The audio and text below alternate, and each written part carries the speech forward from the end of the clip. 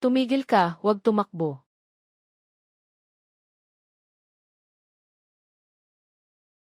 Su Yinyin. Sa pagkakataong ito, tiyak na papatayin kita ng walang libingan.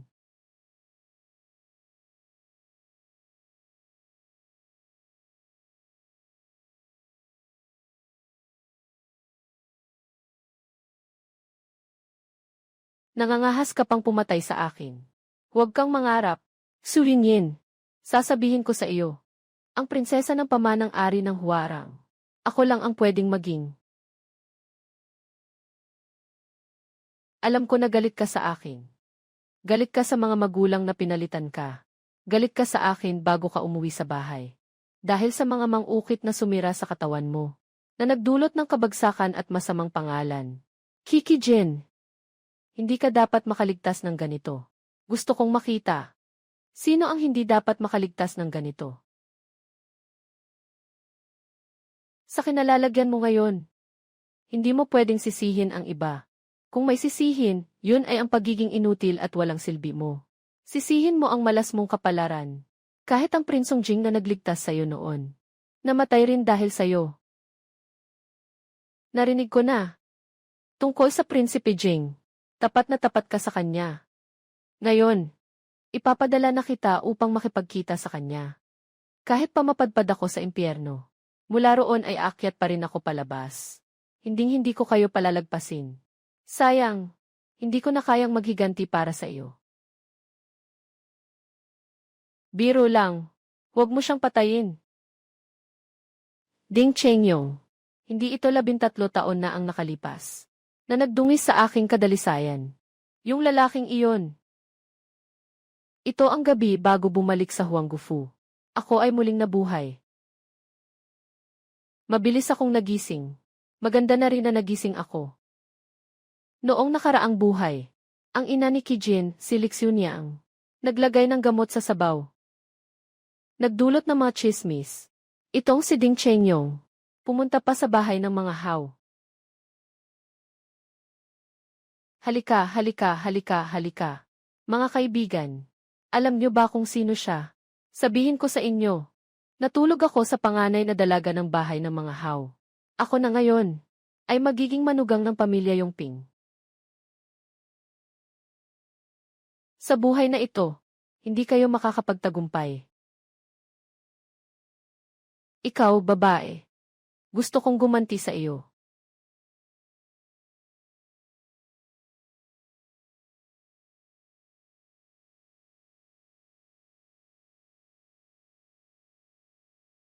Nagkamali ako. Patawarin mo ako. Si Lixiunyang, siya ang nag-utos sa akin na sirain ka. Alam ko na siya nga. Noong mga panahong iyon, siya ang nagpalit sa akin at kay Kijin.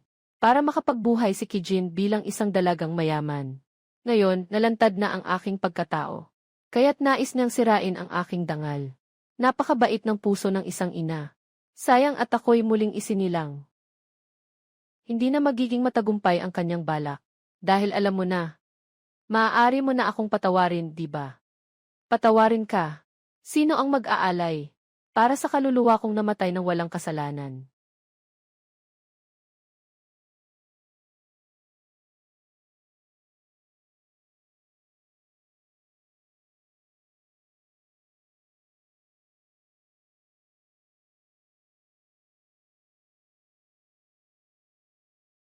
May mali.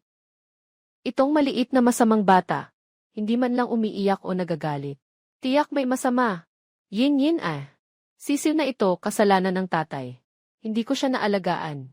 Hindi ko inasahan. Papasukin ang taong ito. Ay naku. Okay ka lang ba? Malapit nang bumalik ang anak na babae sa tahanan. Ngayon, may ganitong nangyari. Kung kumalat ito, paano na ang anak na babae? Tatay, kailangan mo talagang tulungan ako. Akala ko maghahanap siya ng paraan para mamatay. Ngunit sa totoo lang, isa rin siyang malandi. Kung ganun, huwag kang magalit kung hindi ako magalang. Okay, Yin. Tungkol dito, alam ng langit, lupa, ikaw at ako. Sobrang mahal ka ng tatay mo. Siguradong tutulungan ka niya. Pero,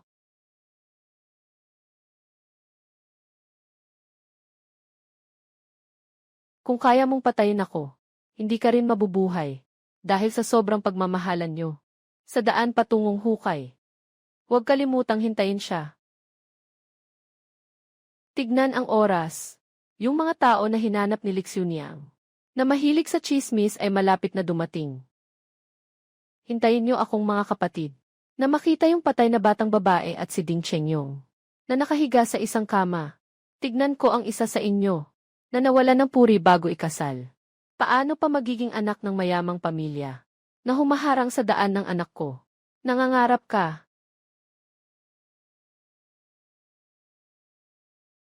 Ay naku, Zhuangtu. Bakit ka nandito? Ito'y dapat kong itanong sa'yo. Dahil nandito si Zhuangtu, mas mabuti pang palakihin ko ang gulo. Ay naku, Zhuangtu. Sadyang malas sa bahay. May nangyaring kahiya-hiya sa bahay. Ay naku. Zhuangtu, bakit mo ako binibihag? Tama ang sinabi ng nanay. Talagang may nangyaring kahiya-hiya. Ito ay kanyang sariling kahihiyan. Surinyin, ikaw, babae. Ano nang ginagawa mo dito? Hindi talaga ako dapat nandito. Pero ang tatay niya, Siksulaosan, ang asong lalaki na ito. Alam ko na, may masamang balak siya para sa babaeng iyon. Tiyak na sinamantala niya ang pagkakataon habang wala ako. Para palayain siya. Ano bang ama yan? Bitawan mo ako. Papatayin ko ang lalaking iyon. Bakit ganito ang nangyari?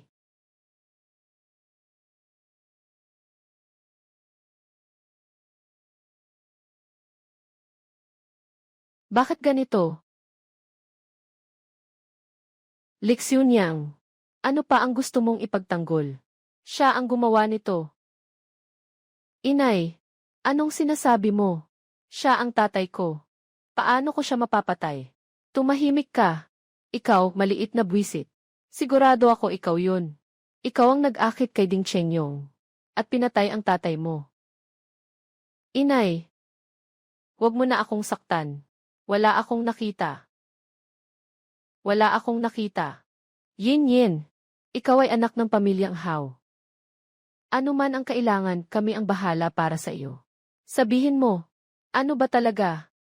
Ano ang nakita mo? Tatay, nakita kong magkasama si nanay at siya. Nakipaglaban ka sa kanya. Tapos ay, nagsalita ng kalokohan. Pinapahanap ako ng tatay mo. Para kasuhan sila ng pangangalo niya. Ayos ka, babaeng may dila na nasira. Nangangahas kang magsinungaling sa akin.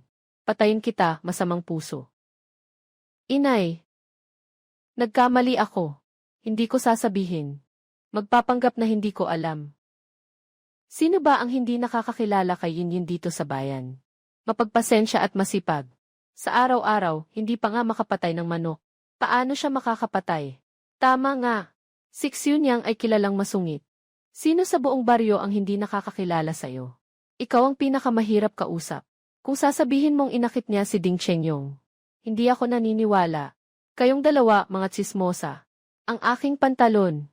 Mas malinis pa kaysa sa mga mukha ninyo. Tumahimik ka. Hindi ka marunong magsalita. Isara mo ang bibig mo. Nagsalita lang ako ng ganito. Hindi na makatiis. Ang dinanas ko noong nakaraang buhay. Mas masakit ito kaysa sa nararamdaman mo ngayon. At ito ay simula pa lamang para sa iyo. Tatay, sobrang nababaliw na si nanay. Kawawa ka para lang mahanap siya. Ang ebidensya ng pangangalo niya ni Ding Chengyong. Napahamak ka pa at nawala ang buhay mo. Tunay na may ebidensya laban kay Chengyong. Suyurin natin. Suriin natin.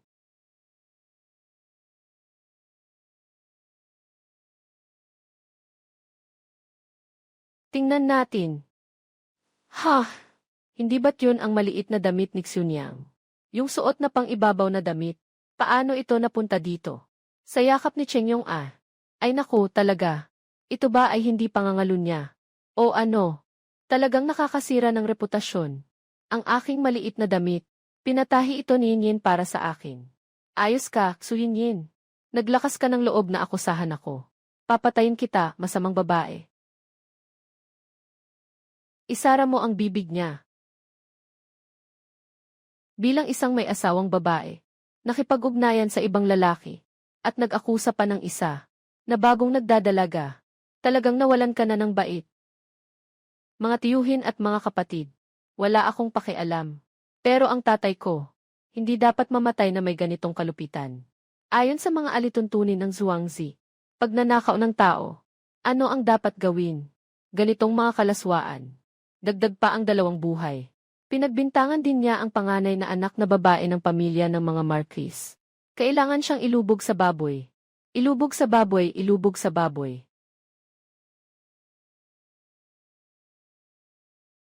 Dalhin na.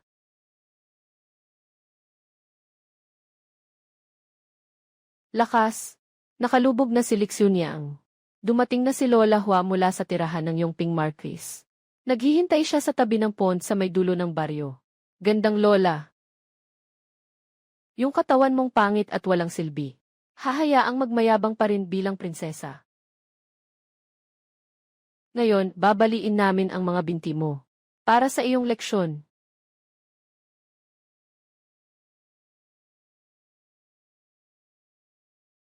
Noong nakaraang buhay, si Gandang Lola ang sumundo sa akin.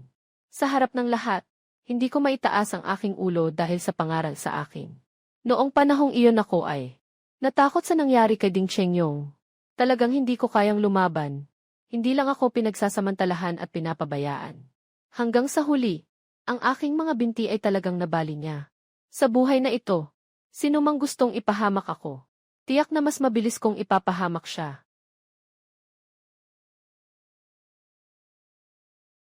Babaeng lumaki sa bukirin. Walang asal sa pagtayo. Walang asal sa pag-upo. Hindi rin matuwid ang likod. Mamaya, sumunod ka lang sa tabi ng karwahe. Tara, bumalik na tayo sa tirahan ng mga Marquis. Isipin mo na lang na nag-aaral ng mga alituntunin.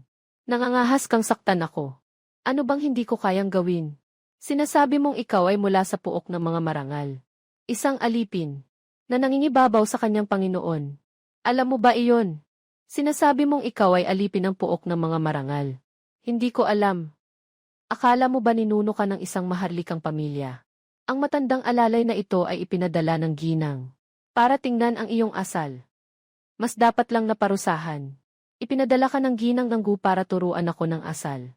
Ibig sabihin, kinikilala niya ako bilang kanyang anak na babae.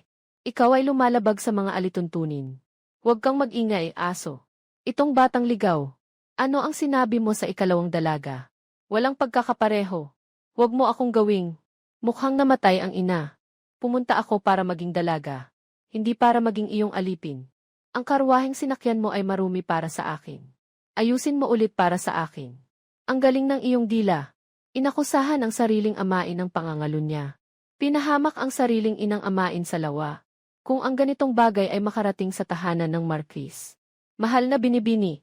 Sa tingin mo ba ay magkakaroon ka ng mabuti ba ang buhay? Siyempre, hindi. Kahit nawala ako. Ayon sa inyong plano, nanggahasa si Ding Chengyong. Nakaabot ng maayos sa bahay ng Hao.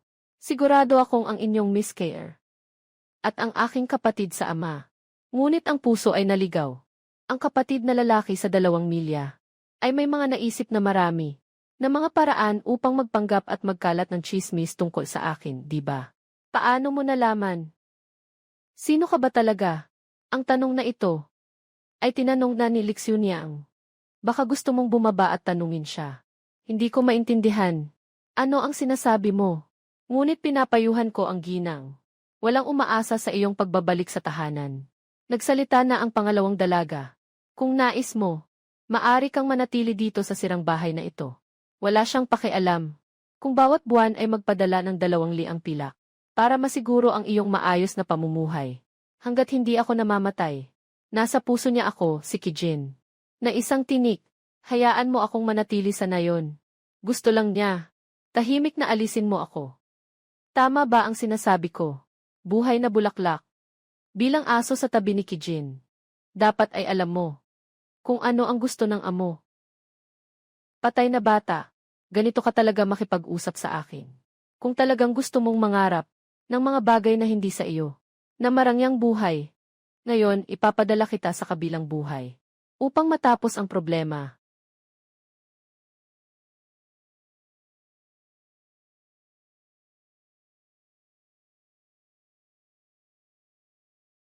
Tulong, tulong. Ginoo, tulungan mo ako, Ginoo. Gusto mo bang malunod ako? At pagkatapos ay sabihin mo sa aking ama, na ako'y nagugilty dahil sa pagkamatay ng aking mga magulang. Kaya't nagpakamatay ako sa lawa, di ba? Lahat ng iyon ay utos ng ikalawang dalaga. Sa akin, ang kanyang aliping. Hindi na ako muling mangahas. Tulungan mo ako.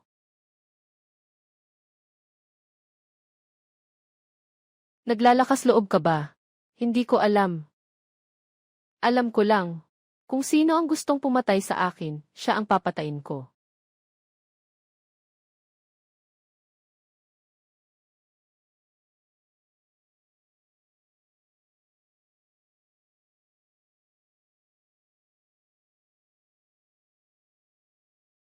Xiao Yunting.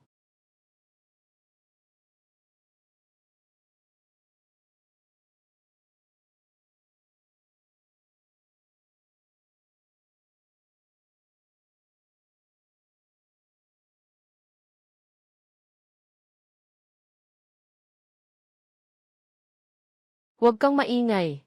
Kung hindi, kukunin ko ang buhay mo. Siya iyon.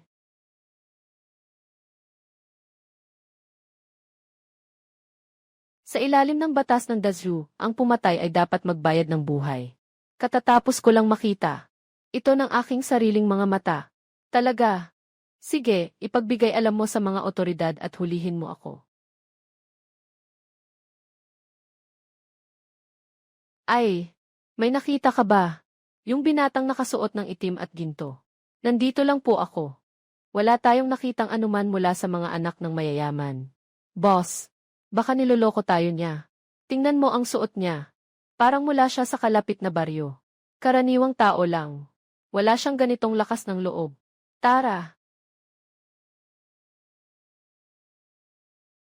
Bakit mo ako tinulungan kanina? Nahuli mo akong pumatay. Tinakpan ko ang iyong mga yapak. Pantay na tayo. Maaari ka nang umalis. Kung hindi, darating ang iba. Hindi ko maipaliwanag. Ano ang pangalan mo? Nagkita tayong dalawa sa hindi inaasahang pagkakataon. Mukhang wala ng pagkakataon sa hinaharap. Na magkikita tayong muli. Sandali lang, Ginoo. Gusto ko sanang humingi sa iyo. Natulungan mo ako muli. Dito mo malalaman kung sino ako. CJ. Ano ang maitutulong? Pumunta ka sa opisina ng gobyerno para magpatotoo para sa akin. Nanay, hayaan mo akong pumunta sa pintuan para salubungin. Yung batang babae mula sa baryo. Walang takot na masira ang kanyang kapalaran. Buwisit. Sa huli, siya pa rin ang iyong tunay na kapatid na babae. Kulang ka sa isip.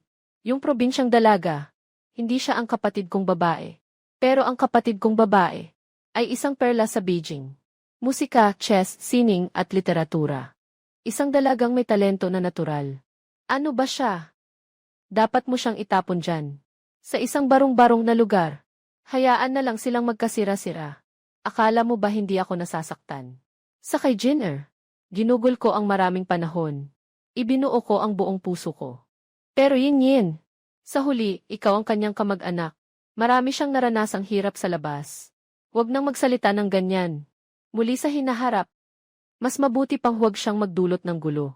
Kung magdudulot siya ng kahihiyan sa ating pamilya, tiyak na hindi ko siya patatawarin. Ginoo at Ginang, bakit ka nagmamadali? Nasaan ang binibini? Bakit hindi siya dinala ni Mama Hua? Patay na si Mama Hua. Hinila ng binibini ang kanyang bangkay. Pumunta sa opisina para magreklamo. Gusto sanang ilunod ni Mama Hua siya. Ano? Itong babaeng walang hiya. Anong kalokohan ang sinasabi? Totoo ito. Sabi ng ate. Hindi pa siya bumabalik. Gusto siyang patayin ng mga tao sa bahay. Kailangan niyang humingi ng proteksyon sa gobyerno. Itong babaeng walang hiya. Alam ba niya kung nasaan ang gobyerno? Sabi ng nanay ko, huwag na lang siyang alalahanin. Tingin ko, nagsisinungaling lang siya. Gusto lang niyang mapansin natin siya. Patawag ang ikalawang dalaga. Nanay, Dahil sa mga araw na ito, hindi makalabas ng kama ang ate ko. Paano naman niya maiugnay ito sa bagay na iyon? Anong sinasabi mo? Tigilan mo na yan. Kailangan nating humanap agad ng tao. Para sunduin siya. Kung hindi, lalaki pa ang gulo. Kung hindi natin gagawin iyon, hindi maganda yan. Kung maging malaking gulo, hindi rin maganda. Ginoo. Walang masyadong problema. Kahit walang masyadong problema, may nakakaalam pa rin. Nakarating na sila sa aking opisina. Hindi pa nasusuri ng maayos ang buong pangyayari. Alam lang namin si Hua mo. Nakiusap kay Yin na pumunta sa tabing dagat. At nagkaroon ng problema. Kalokohan. Sino ang kukunin? Nagpasikat ka sa akin ng sobrang gulo. Kung malaman ng palasyo, ng mga kalaban ko sa politika, di ba't mapapahiya ako? Babaeng taksil sa kanyang amo. Paratang ng hindi maayos na pamamahala sa tahanan. Itong dalagang taga-Bukirin. Pagbalik niya, ganito na ang nangyari. Ano ba talaga ang gusto niyang mangyari? Ito ang anak ng pamilya Hao. Na mayaman. Hindi ba siya tunay na anak? Paano naging parang? Nakuha lang sa basurahan. Paano magpapadala ang tunay na prinsesa? Ng mga tao para kunin ka. Prinsesa, nabaliw ka na ba? Ito ay isang kahiyan sa pamilya. Hindi pwedeng ipaalam sa iba. Talagang isang probinsyana. Walang kaalaman sa asal at mga patakaran. Sumama ka sa akin. Nagkamali ako, Ate Yongke. Huwag mo akong patayin. Hindi na ako babalik sa tirahan ng Marquis. Hindi ba pwede? Pakiusap, huwag mo akong patayin. Sobrang umaabuso ang puok ng mga marangal. Isang magandang dalaga. Naging mas mababa pa sa isang alipin. Hindi ito totoo. Hindi ganito ang sitwasyon. Alam ko. Ikaw ay tapat na katulong ng kapatid. Ngunit wala akong balak na makipag-usap sa kanya. Kahulugan ng pakikipaglaban para sa atensyon. Hindi na ako babalik sa tirahan ng Marquis. Huwag mo akong patayin. Iyon ang peke na dalagang mayaman, di ba? Siyempre siya ang peking tao. Ayaw niyang makabalik ang tunay na dalaga. Kaya't siya'y nagpasya na pumatay. Hindi ganito. Siyang siya, ikaw ang pumatay kay Lola Hua. At ikaw pa ang nagrereklamo. Kung ayaw mong bumalik kasama ko, huwag na lang bumalik. Ginoo, hindi ganito ang sitwasyon. No.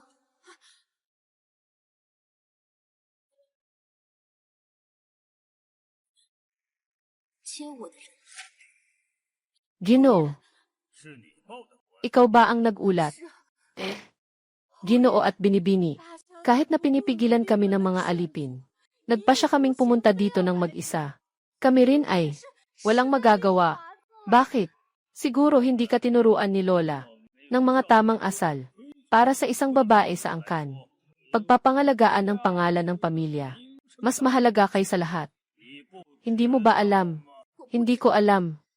Ang una nilang ginawa ay ang gustong lunurin ako. Kailangan ko munang mag-report sa opisina para maprotektahan ang sarili ko. Para matutunan ko kung paano maging isang marangal na babae. Walang pinag-aralan. Si Hoje, ang anak na babae ng Marquis. Mga alipin, hindi pa nagsasalita ang Panginoon. Nagsusumbong na ng walang humpay. Binibini, paano mo magagawa na ang masamang tao ang unang magsumbong? Siyempre si Hua Mama, ang nakakita sa'yo na pumatay sa nayon. Gusto lang ni Lola Hua. Hayaan mong turuan kita ng leksyon para sa pamilya ng mga Marquis. Ikaw ang nagtulak kay Lola Hua. Salawa, totoo ba? Yunhe, paano ka makakapagsalita ng ganyan dito? Ginoo, kami ay mga alipin. Hindi ko kayang pasakitan ang aking Panginoon. Ngunit, hindi rin maaaring dalhin ang isang mamamatay tao pabalik sa tahanan. Sapat na. Ano ba talaga ang nangyari? Dapat imbestigahan ito ng mga otoridad ayon sa batas. Ito ay tungkol sa Ginoo. Ihampas niyo sila sa akin. Ginoo, ako'y inakusahan ng hindi totoo. Mayroon akong saksi. Maaari niyang patunayan na si Aling Hua ang gustong pumatay sa akin. Ginoo, huwag kayong maniwala sa kanya. Ang lalaking iyon ay isa lamang sa kanyang mga kasabwat. Dalhin siya. Huang Yongping.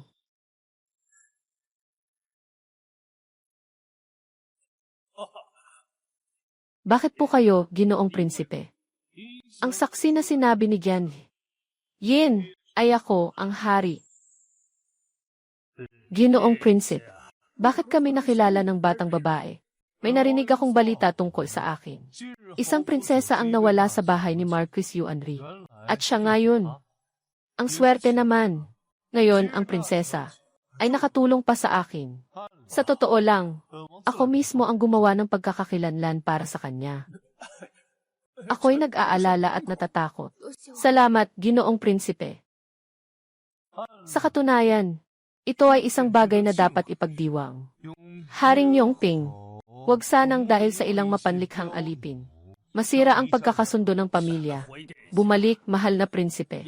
Ang mapanlinlang na alipin ay talagang walang takot. Nagtatayo ng kasinungalingan upang siraan ang aking anak na babae. Ako ay magpapadala ng mapanlinlang na alipin. Sa bilangguan, Ginoo, huwag sanang dahil sa mapanlinlang na alipin ay masaktan ka, na magdulot ng pagkawala ng iyong posisyon at karangalan. Baka nga, tama ang sinabi ng prinsipe. Pag-uwi ko, ay aayusin ko ang grupong ito, na walang kwenta.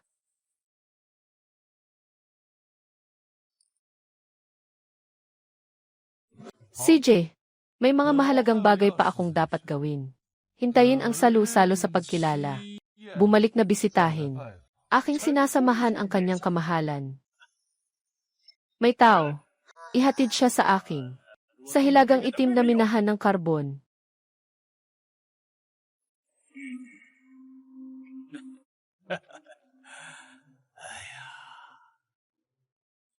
Katatapos lang ng ama. Hindi siya nakapag-isip ng mabuti. Umalis ka na muna. Itong tinatawag na kamag-anak sa dugo. Hindi kailanman. Pinahalagahan ako sa emosyonal. Ngayon ang kanilang saloobin sa akin. Mas marami ring pagsusuri sa aking halaga. Kilala mo lang si Jing Wang. Sa isang pagkakataon lamang. Lumaki ka sa nayon mula pagkabata. Walang sinuman ang nagturo sa iyo ng mga alituntunin. Ngunit bakit ang iyong paggalang ay walang kapintasan? Lahat ng ito ay itinuro sa akin ng isang matandang babae habang nag-igib ako. Tinatawag ko siyang Lola Jiang. Jiang. Narinig ko na ang prinsesa ay nagmumuni-muni sa templo. Lumabas ng palasyo na may kasamang isang Jiang mama. Ang kanyang mga alituntunin ay natutunan ng napakahusay. Tiyak na si Jiang mama ang nag-aral sa kanya ng mabuti. Talagang hindi dapat maliitin ang batang ito. Pagbalik mo, magpakilala ka ng maayos sa iyong ina at nakatatandang kapatid. Buti na lang noong nakaraang buhay ay kasama si Xiao Yunting. Sa pag-aaral ng mga asal, narinig ko na ang prinsesa ay nagsasanay sa templo. Huwag magmadali, Ginoo. Ito ay simpleng. Ito ang unang bitag na inilagay ko sa iyo.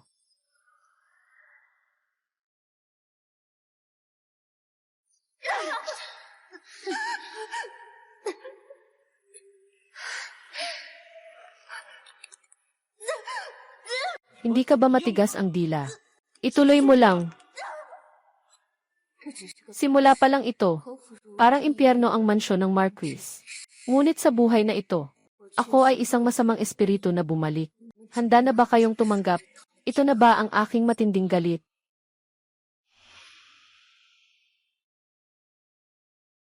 Anak na babae, nakikita ang ina.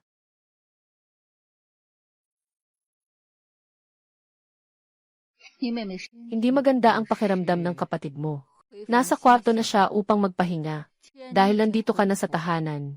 Ibalik mo na ang iyong tunay na pangalan. Kiyuan. Salamat, ina. Sa nakaraang buhay, dahil sa ginawa ni Ding Chengyong, nasira ang aking reputasyon.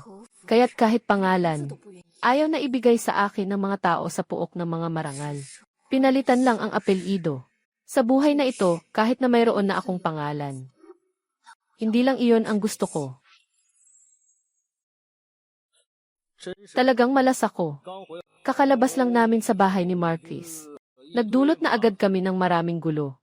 Hindi pa natin alam sa hinaharap. Gaano pa karaming problema ang kakaharapin natin. Yunting, kahit na anong mangyari, siya pa rin ay ikaw. Kapatid na babae mong may ibang ama. Kahit na sa lugar na iyon, may masamang bisyo kang natutunan. Babalik ka at tutulungan kang maitama. Kagagaling lang ng nakababatang kapatid mo. Ikaw bilang kuya, dapat mong alagaan at intindihin siya ng mabuti. Nakipagkita si Kiyuan sa kuya niya. Tungkol sa nangyari ngayon, talagang nagkamali ang nakababatang kapatid na babae. Ito ang amulet na tahi ko mismo. Umaasa lang akong hindi mo ito sisisihin.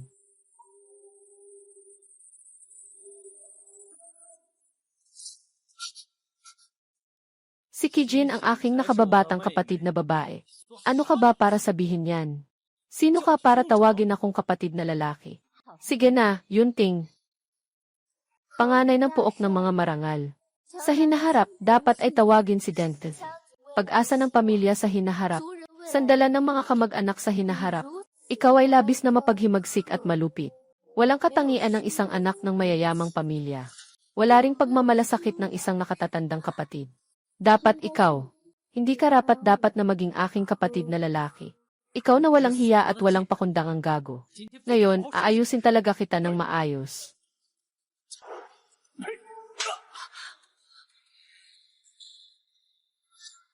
Ama. Siya ang kapatid mong babae sa ama na iba ang ina. Tinatawag mo siyang gago. At ano naman ako?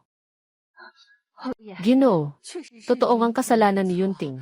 Magpatahimik ka muna. Narinig ko na ang sinabi mo kanina. Di na nakakagulat na anak ako ni Kizen.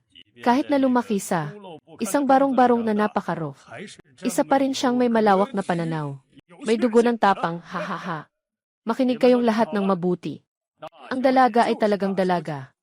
Sa ilang araw, ihilingin ko sa mga matatanda ng angkan na pumili ng araw para sa seremonya. Isasama ang pangalan ng dalaga sa talaan ng angkan upang siya ay makilala at makauwi sa kanyang lahi. Tatay, at ikaw rin.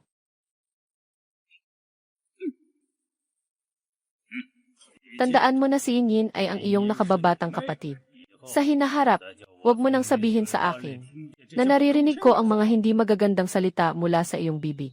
Huwag mong sisihin ang aming pamamaraan. Sa sandaling iyon, ipapagawa ko sa iyong ina na magbukas sa iyo ng isang bakuran. Pipiliin pa kita ng ilan ng mga angkop na alipin para alagaan ka. Maraming salamat, Ama. Hindi ka pa nakatanggap ng palo kahit kailan. Ngayon, ang ama mo ay nagalit dahil sa kanya at sinaktan ka. Unang araw mo sa bahay balik, nawalan ako ng mukha. Hindi kita palalampasin. Aking mabuting kapatid, ito ay simula pa lamang.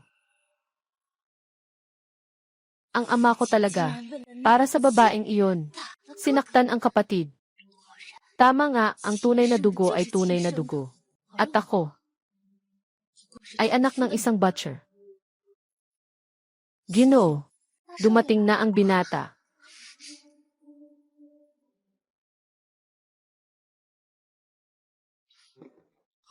Bakit bigla? Nagmamadali kang mag-empek. Bakit bigla? Nagmamadali kang mag-empek. Hindi ba't dahil sa bagong balik na dalaga? Tumahimik ka. Nagsasalita ang amo. Bakit ka nakikialam? Sabihin mo, hindi ka magsasalita, ano? CJ, ako mismo ang magpapunta sa kanya para tanungin. Kapatid na lalaki. Sila ang tunay na pamilya Hugh. Tunay na prinsesa at anak na babae. Kapatid na babae na may dugo sa iyo. Samantalang ako, ay parang pumapasok sa bahay na hindi sa kanila. Pumapasok sa bahay na hindi sa kanila. Sabi niya,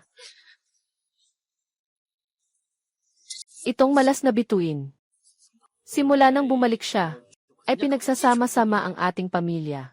Hindi ba't ang ating tahanan, na pinaghirapan nating itaguyod, ay hindi kasing halaga niya. Isang simpleng babae mula sa nayon. Wala akong pakialam kung ano ang ugnayang dugo o hindi. Ako si Kiyunting. Isang ikaw lang ang itinuturing kong kapatid. Narinig ko na magaling ang malaking dalaga. Kung sakaling sa hinaharap, hindi natin sinasadyang ma-offend siya. Paano na tayo mamumuhay pagkatapos nun? Yun yan. Ano nang ikinakatakot mo?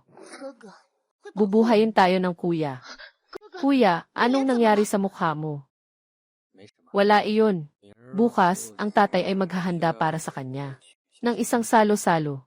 Kailangan kong bigyan siya ng leksyon para hindi siya magmaliit sa'yo.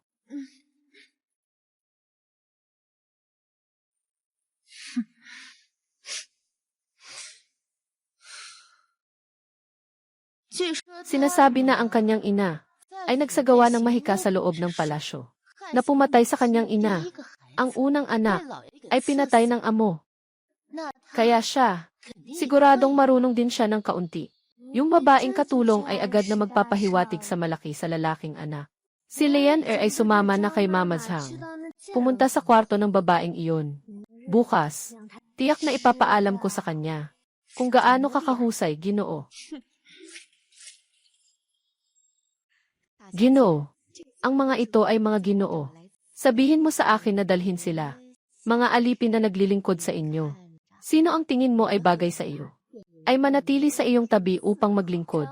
Ate Zhang, narinig ko na si Lola Hua ay pumasok sa mansyon kasama mo. Umakyat sa posisyong ito.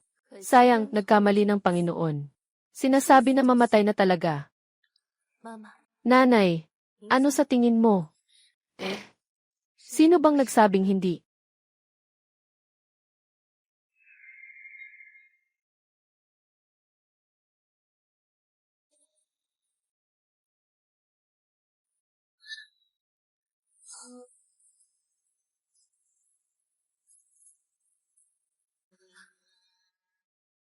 Ate Lian, natapos ko na ang mga gawain mo ngayon. Para sa iyo, pwede mo bang tulungan ako? Ipaalam sa aking ama. Gusto kong makita siya. Gusto kong makita ang Ginoo. Nangangarap ka lang. Naka-offend ka sa aming ikalawang dalaga.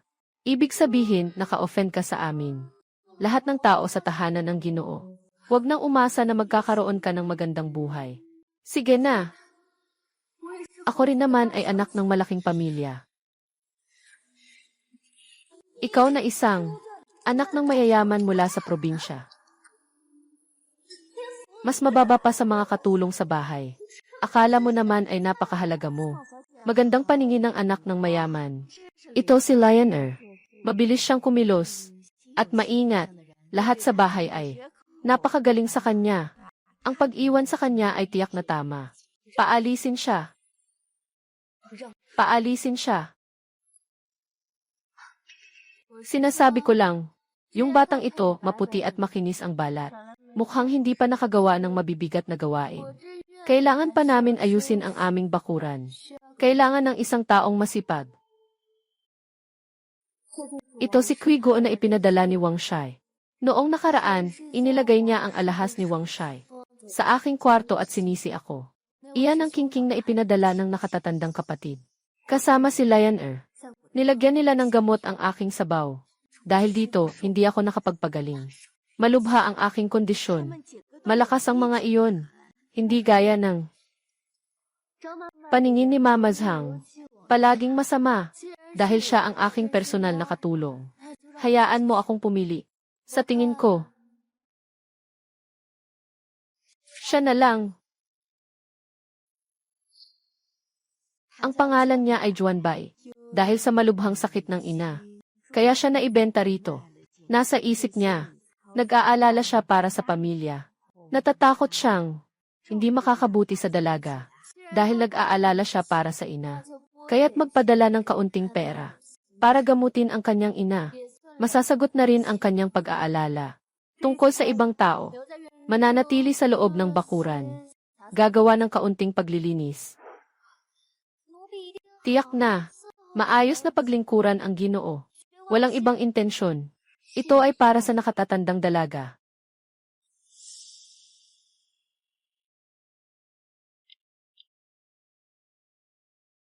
Anong ginagawa mo, nakatatandang dalaga? Siyang bansay. Nakikilala mo ba ang bagay na ito? Mahal na ginang, patawad po.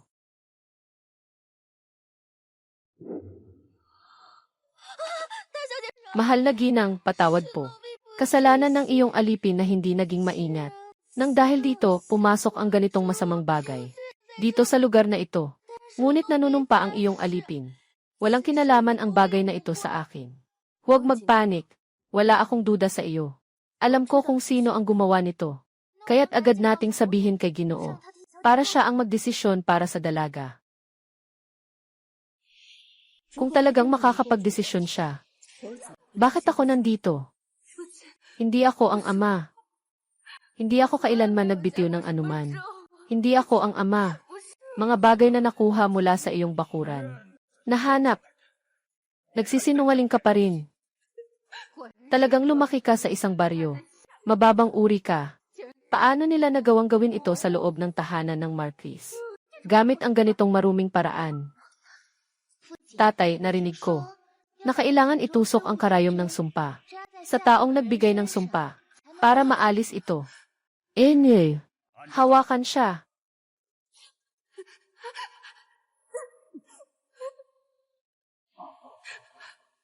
Nangahas mong saktan ang anak ko. Papapatayin kita kaysa mabuhay. Ah.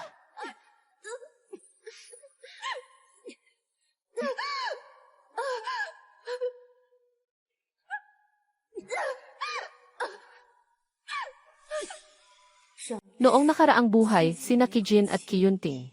Inutusan si Lion'er. Ilagay ang bagay na ito sa aking bahay.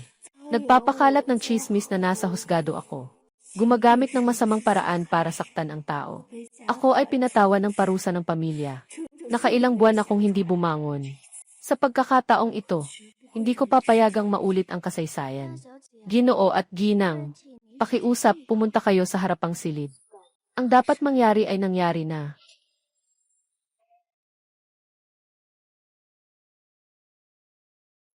Kanino bang bahay ang may namatay? Bakit sobrang lungkot ni nanay? Gusto nang kumilos ni nanay. Kailangan mong bigyan ng dahilan. Yung mga walang tinuro si nanay. Kahit na sinuntok ka ni nanay, nakakaawat ka pa. Itay, anak, hindi niya alam kung ano ang nagawa niya. Na nagpasimula ng galit ni nanay. Pakiusap, ipaalam mo sa akin, ama. Ngayon, ang iyong nakatatandang kapatid ay malubhang may sakit. Alam mo ba, bilang isang anak na bagong dating, nasa bakuran ako, nag-aayos ng mga bagay. Hindi ko narinig na may sakit ang kapatid na lalaki. Napakabagsik ng puso mo. Ama at ina, mabuting loob na inuwi ka nila. Pero nagpasalamat ka pa ng puot. Sa totoo lang, sinabi lang ng nakatatandang kapatid mo ng ilang salita. At ikaw ay nagsumpa na saktan siya. Kung sumpa lang, makapagpapasakit ng iba, baka hindi na ako makakabalik sa Huanggu. Ate, ano ang ibig mong sabihin sa sinasabi mo? Ano ang ibig sabihin nito? Kami ay umaasa na babalik ka. Huwag mong iwasan ang usapan. Gumagawa ka ng mahika. Dahil dito, ang anak ko ay labis na nasaktan. Hindi kita palalampasin. Hindi naman ako Diyos. Paano ko siya pinahirapan ng ganyan? Ginoo, nakita ko kayong lihim na nagtatahi ng manika sa loob ng bahay. Sumpa sa malaking binata. Nakita ko ito ng aking sariling mga mata. Huwag ka nang magpalusot. Sinasabi mo bang ako ang gumawa ng anuman?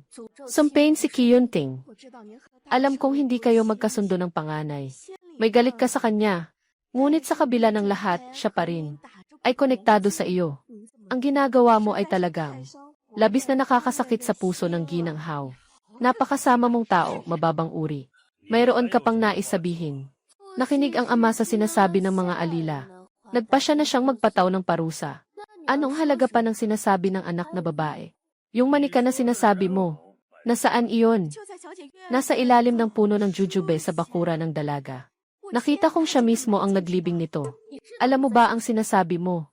Kung totoo man ito, ayos lang, pero kung ito'y paninirang puri, iyan ay isang mabigat na krimen. Madali lang itong malaman. Liu Zong, dalhin mo ang tao. Sandali lang. Kung hindi niyo mahanap, yung mga hinahanap niyo, Ginoo at Ginang, nasa ganitong kalagayan na tayo. Huwag ka nang magpumilit pa. Nakita ko mismo. Pwede pa bang magduda? Ina Izhang, tandaan mo ang sinabi ko sa'yo. Nakapili ng maling amo. Ngunit maaaring mawala ng buhay. Hindi ko maintindihan. Ano ang sinasabi ng dalagang ito? Ngunit ang aking layunin ay para sa puok ng mga marangal. Para sa kapakanan ng Ginoo. Pinaparatangan ang dalaga ng puok ng mga marangal. Ay para rin sa kapakanan ng puok. Walang hiya. Sa harap ko at ng iyong ama. Nang daring-daring mong gawin ito. Ano pa ang hindi mo magagawa? Umayos ka. Hayaan mong suriin ni Mama Zhang. At tiyak na malalaman na natin. Mahal na ama, ang anak na babae ay bumalik sa tahanan upang makilala ang pamilya. Hindi siya bumalik upang maging magnanakaw at sumailalim sa pagsisiyasat. Mula nang pumasok ako sa tahanan, ay sunod-sunod na ang mga sakuna. Kung ngayon ay mapapatunayan na ang sumpa, ay talagang may kinalaman sa akin. Sige, hayaan niyo akong sumailalim sa inyong pagsisiyasat. Ngunit kung hindi, dapat mo na ring sabihin sa anak mong babae. Kung hindi, sa paningin ng iba, para na akong walang pinagkaiba sa isang alipin. Kung ikaw ay magbubintang laban sa binibini, alam mo ba kung anong kasalanan iyon? Kung ang matandang alipin ay magbintang laban sa binibini, siguradong papaluin siya ng kidlat. Hindi siya pwedeng mapahamak. Ginoo o ginang, pwede na nating hanapin, di ba? Ina Izhang, ikaw at iba pang tao ay nagkonsipiro para saktan ako. Talagang hindi kayo karapat-dapat mamatay ng maayos. Pero ngayon, hindi lang ikaw ang papanagutin ko. Magmadali, maghukay na. Hurry up and dig. Matagal na ito. Kung maghukay pa, mahihirapan na ako. Yin. Tatay, nakita ko na. Ang sumpa ng dalagang ito. Nakita ko na. Ano iyon?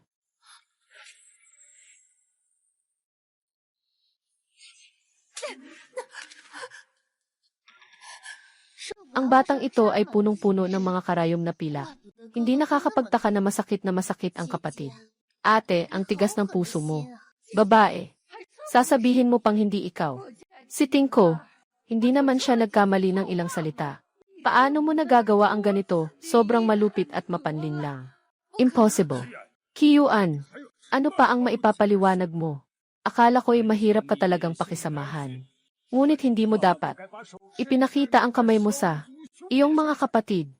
Narinig ko, Ama, kailangang ipasok ang karayom ng lason na ito sa katawan ng taong naglagay ng lason para mapawi ang sumpa. Halik kayo, pigilan siya. Sandali. Tunay ngang maraming alam ang ate ko. Sa ganitong uri ng mahika, talagang nakarinig na ako sa matatanda sa bayan ni Zhuang. Nabanggit na. Tama nga, ikaw nga. Makinig muna ang ina sa kanyang anak na babae. Ang sinumang nakasumpong ng sumpa ay makakaranas ng sakit sa buong katawan. Parang tinutusok ng karayom. Kung hindi maalis ang sumpa, hindi makakapayapa. Ngunit ang sumpang ito ay mayroon pang. Ang kahanga-hangang bagay ay kapag matagumpay ang pagbibigay ng sumpa. Itong manika ng salamangka ay babalik sa tabi ng nagbigay ng sumpa. Tama ba, Jinner?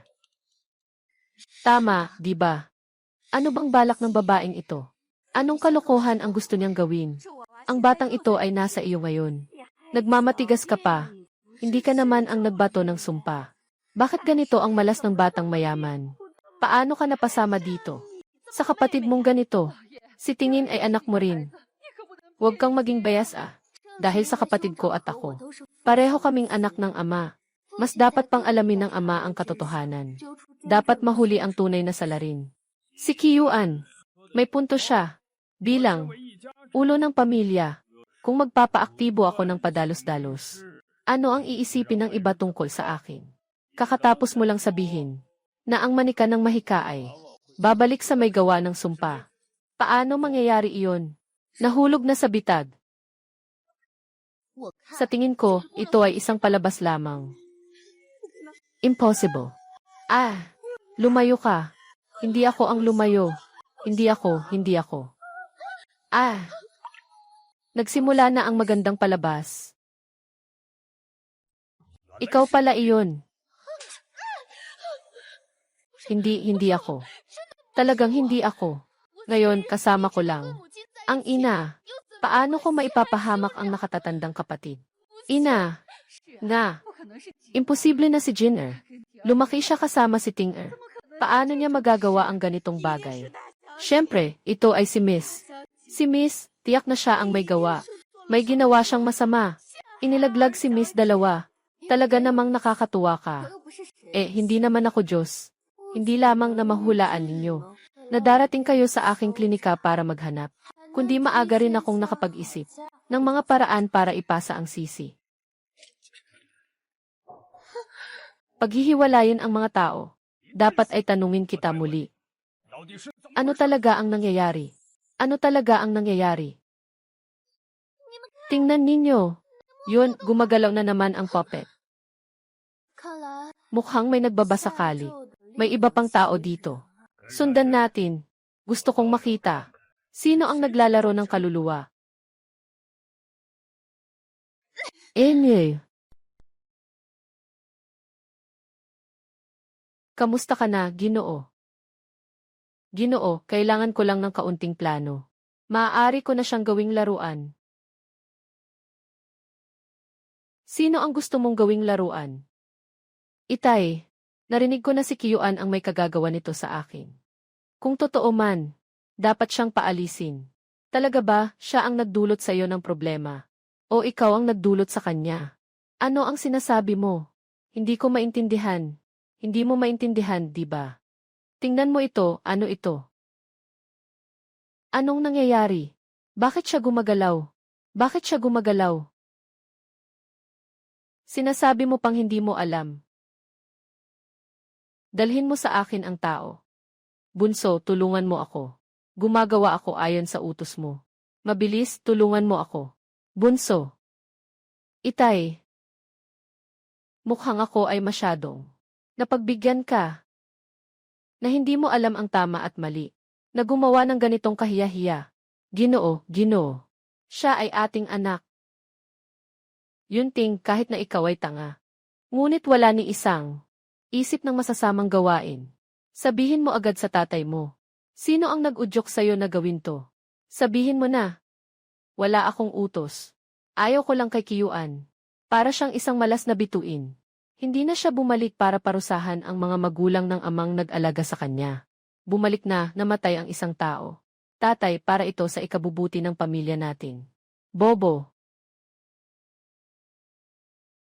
Ginoo, Ginoo. Siyang tunay mong anak, Ginoo. Ginoo, Ginoo. Huwag na, Ginoo. Yunting, magsorry ka na sa iyong ama. Aking ililibing ito. Masamang bagay. Betakumaki, pumunta ka at kunin ang insekto na hinahanap ko. At ilagay ito sa batang ito. At ilagay ito sa dating lugar. Bakit ganito, Ginoo? Mga batang puno na kinakain ng mga insektong may pakpak. Sa unang araw ko sa bahay, ilalagay ko ang sachet na naglalaman ng bulaklak na ruumo. Kay Kiyunting, sa tamang panahon ang insekto sa laruan, ay makikita siya sa pamamagitan ng amoy. Kiyunting, yung mga paghihirap na naranasan ko noon, dapat walang mali sa kahit isang detalye. Subukan mong lahat. Ikulong mo siya sa ancestral hall, para mapahinga ng tahimik. Mag-isip-isip ka ng mag-isa. At itong walang hiya na alipin, bigyan ng gamot na pampatahimik. Ipapadala na rin sa itim na minahan. Ginoo, tulungan niyo ako. Sinunod ko ang inyong utos. Kuya Yunting, ayos ka lang ba?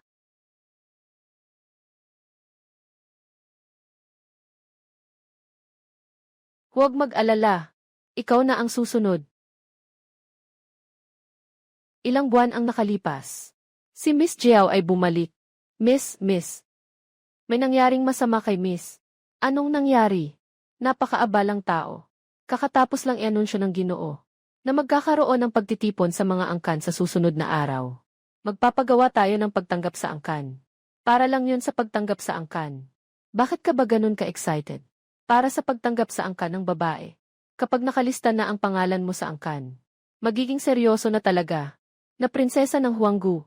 Pagdating ng panahon kahit na ang panganay, kahit gaano ka hindi matanggap, itong kapatid mo, kailangan mo pa rin kilalanin siya.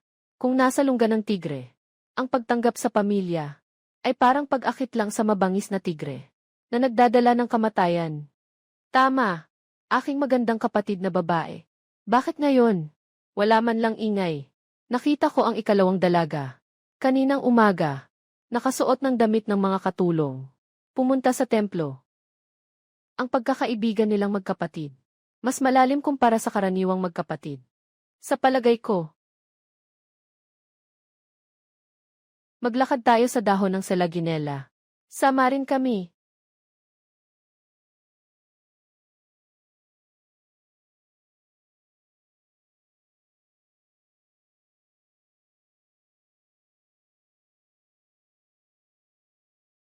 Si Jinner ang may kasalanan. Kung hindi si Jinner, hindi rin sana maparusahan ng ganito ang kuya. Baka mas mabuti pang ako na lang ang bumalik sa bahay kasama ang tatay. Jinner, para sa'yo, handa akong gawin ang lahat. Kung may dapat sisihin, sisihin mo si Kiyuan na babae. Hindi ko alam kung anong mahika ang ginamit niya, na nagpalin lang sa tatay sa kanyang mga salita. Simula nang dumating siya sa ating tahanan, nagulo ang lahat, na parang walang kapayapaan.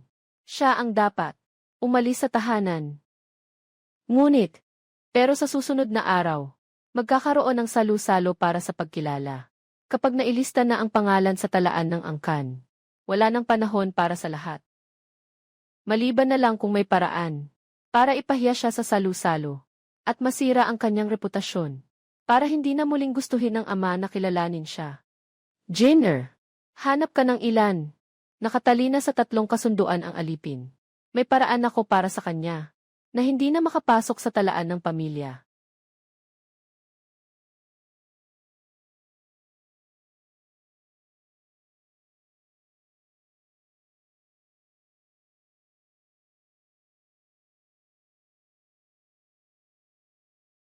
Kapatid na babae at nakatatandang kapatid. Talagang hindi nagkukulang ang ugnayang magkapatid. Kahit nasalungat ang ama, ay nagpunta pa rin sa templo upang makipagkita. Kung nais ng nakatatandang kapatid na magturo sa pagtitipon ng pagkilala sa pamilya, magsasalita na lang tayo tungkol sa talaan ng pamilya pagkatapos. Wala akong oras para sa mga ganitong bagay. Sabi ng ina sa pagtitipon ng pagkilala sa pamilya. Darating ang mga kandidato para sa prinsipe. Si Prinsip Ki at Prinsip Jing. Kaya kailangan kong mag-ayos ng maayos. Binigyan pa ako ng isang bote ng halimuyak na bulaklak mula sa kanlurang rehiyon. Ano? Yung halimuyak na bulaklak, hiniling ko kay inang maraming beses. Nga, sinasabi na ang halimuyak na ito, 100 taon bago makakuha ng isang bote. Pag inom nito, magiging magaan ang pakiramdam. Parang kinang ng balat. Talagang nakakapagpabahala. Kung sakaling mapili na maging reyna o prinsesa. Sa hinaharap, hindi na siya pwedeng. Palagi kitang nakikita, ate. CJ. Kaya magpapadala na ako ng pagbati ng maaga. Binabati kita, ate. Vamos, mga lola, tara na.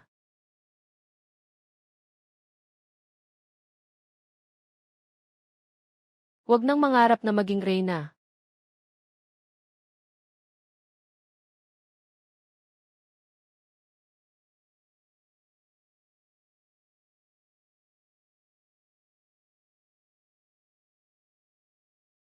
Ikaw, walang pakundangang tao. Sa pagtitipon ng pagtanggap, nakagawa ka pa ng ganitong kahiyahiya na pagtataksil. Inilalagay mo ang dangal ng aking pangkalahatang huwad na pamilya. Nasaan ang dangal nito? Humanda, putulin ang mga binti niya. Itay, hindi ako ng bababae. Totoo, hindi ako. Uminom lang ako ng tsaan na binigay ng ate ko. Wala po, Itay. Ikaw at yung magsasaka na may apelidong Ding. Yung kumakalat na iskandalo. Na ipadala na ng ama ang tao para pigilin ito. Alam mo naman na ang ama ay labis na nagmamalasakit sa dangal ng pamilya. Kahit gaano ka pa kauhaw, hindi rin dapat gawin yan. At nagsusumamo pa na saktan mo ako ng sobra.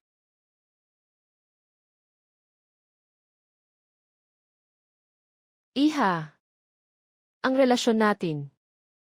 Hindi ko alam. Ikaw ay muling bumalik sa Huanggu. Ang ate ay nag-aalay ng tsaa bilang pagbati sa'yo.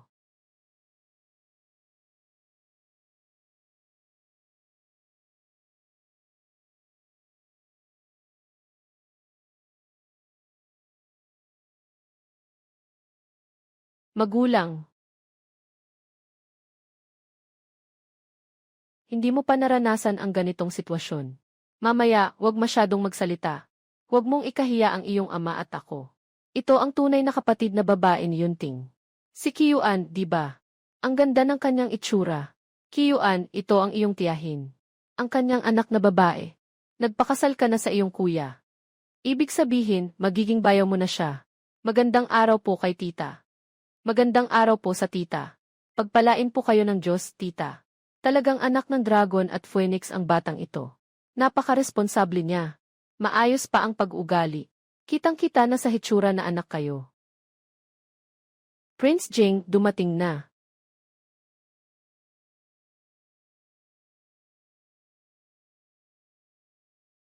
Magandang araw po, Your Highness. Sabi ng mga tao, si Prince Jing ay may mataas na tingin sa sarili. Hindi akalaing pupunta siya dito sa maliit na marquese para sa pagtanggap ng kanyang tunay na anak. Hindi kaya ito. May natatanging panlasa ang Prinsipe Jing. Gusto ang mga babae na galing sa babuyan. May oras ang nakatatandang kapatid na prinsipe para sa mga pribadong bagay ng prinsipe. Mas mabuti pang isipin kung paano mapupunan ang kakulangan sa pondo para sa pagtulong sa mga biktima ng kalamidad. Paano mo nalaman na makakadalo ang dalawang prinsipe? Kain na babae ng pagtanggap sa kamag-anak. Ako'y labis na nag-aalala. Ako po si Kiyuan, bumabati kay Prinsipe Jing. Hindi ko inakalang ang anak na babae ng iyong ama ay napakaganda. Talagang maswerte ang Marquis. Pakiusap, inyong harin. Ang dalawang prinsipe. Ngunit ngayon, ang tanyag na kandidato para sa paghalal. Lalo na si Prinsipe Qi.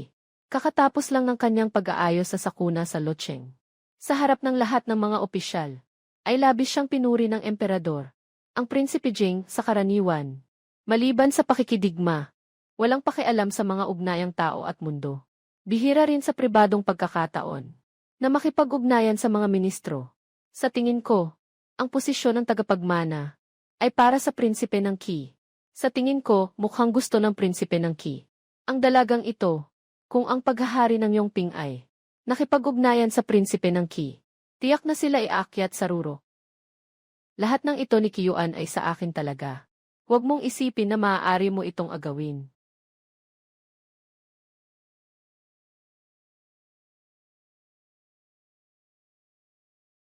Ek. Tungkol sa ating dalawa, hindi ko talaga alam. Ikaw ay muling bumalik sa Huanggian. Ang ate ay naghatid ng tsaa bilang pagbati sa iyo. Anong inilagay sa tsaa ng ate? Nagbibiro lang ako. Napakaalaga mo, ate. Lubos akong naantig.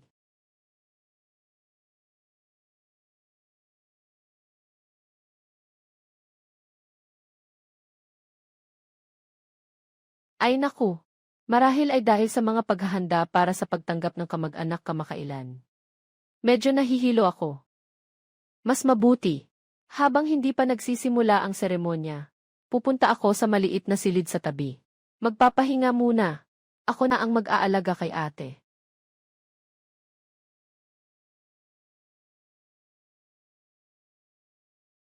Kiyuan. Pagkatapos nito, malalaman mo na. Hindi ito sayo. Hinding-hindi ito sayo.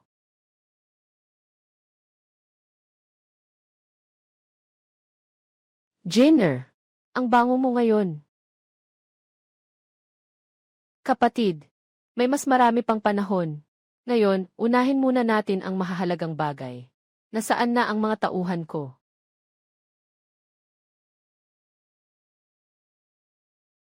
Pinahahalagahan ng ama ang magandang asal ng pamilya. Kung sakaling makita ngayon, siya sa ganitong kalagayan, huwag nang asahang makapasok sa talaan ng pamilya. Tiyak na mababali ang kanyang mga binti, at itatapon siya.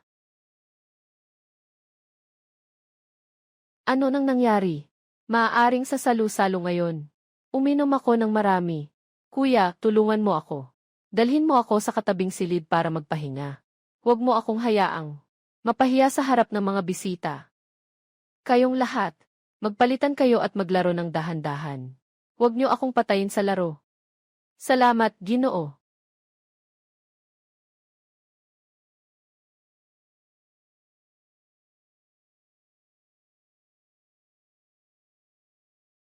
Ayos ka lang ba?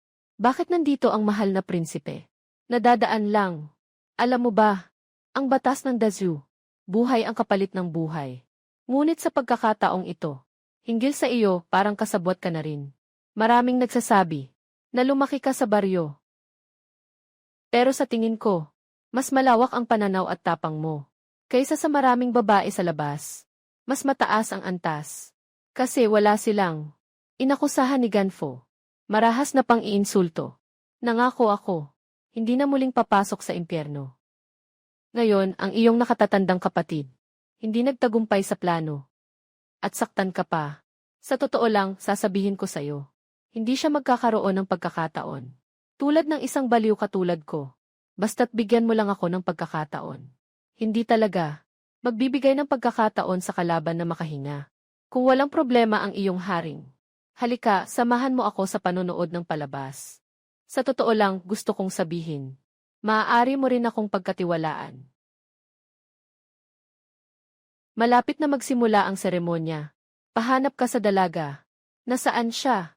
Ang dalaga ay nawawala. Bakit siya nawala? Nasa mabuting kalagayan siya. Ay naku, kapatid kong hari.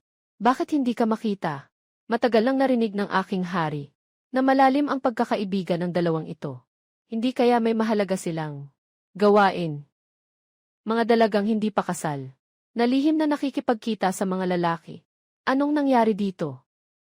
Bakit ka pa nakatayo dyan? Bakit hindi ka pa pumunta at maghanap? Mukhang ang dalagang ito ay dito pala nagpapahinga. Nahirapan kami sa paghahanap. Malapit nang magsimula ang seremonya ng pagkilala. Lumabas ka na. Nandito na ako, Ginoo. Buksan mo.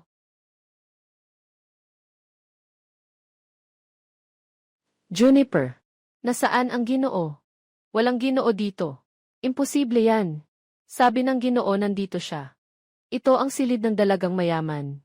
Hindi ka makakapasok. Hindi ka makapasok. Sino ang mga taong ito? Sila ay mga tagapaglingkod sa bahay.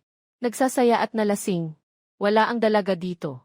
Mukhang nagkamali ako ng alaala. Naghihintay na ang mga bisita. Tara na, bilisan natin.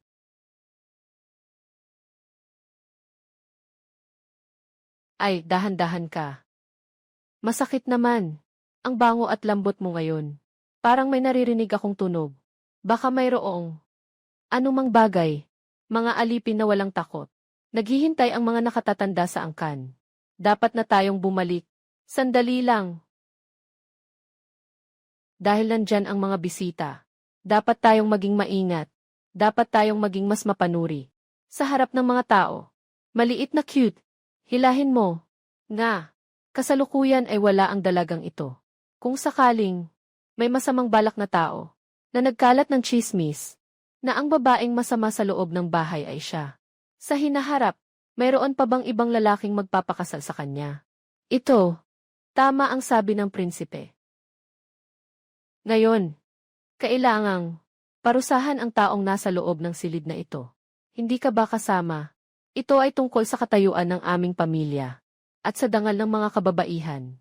Ngayon, kailangan nating parusahan ang taong ito sa bahay. Nang makatarungang parusa, hindi siya ang may kasalanan. Huwag, Ginoo.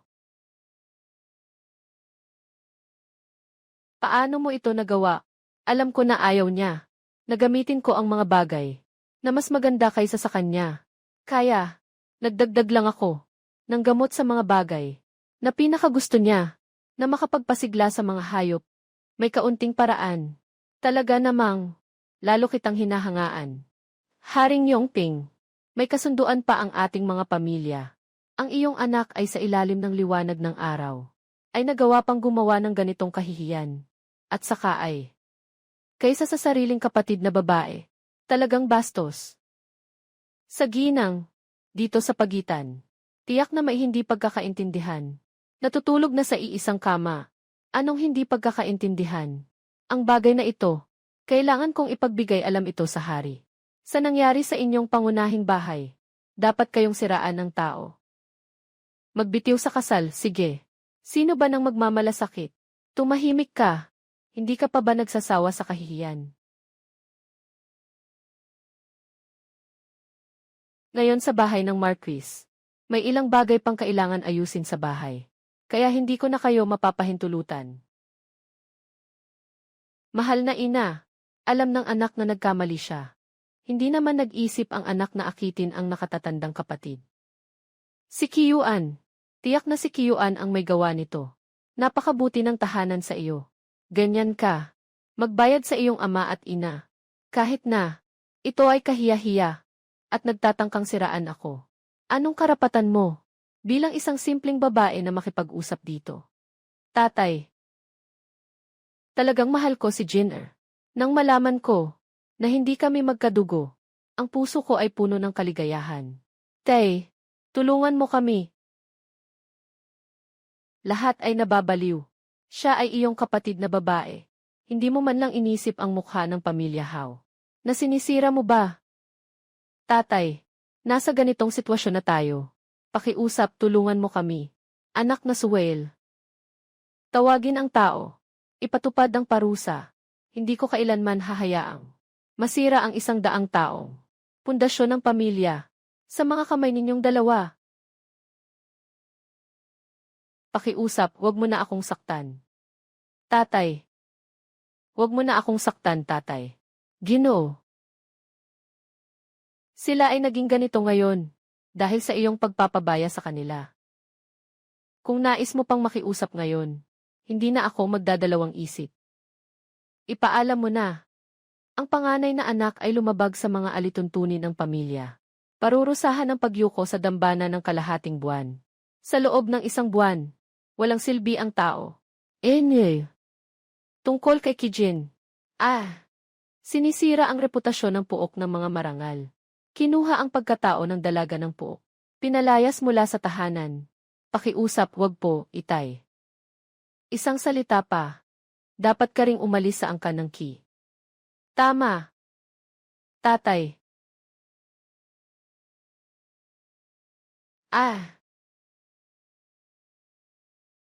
Tatay.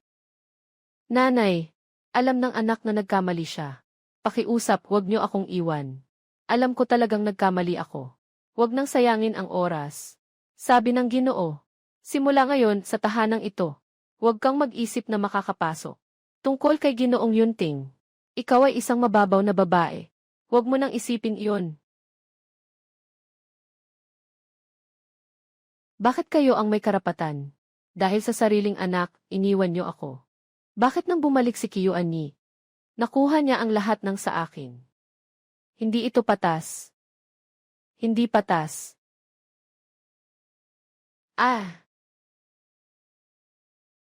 Masyado kang masama. Panatilihin ka sa mansyon ng Marquis.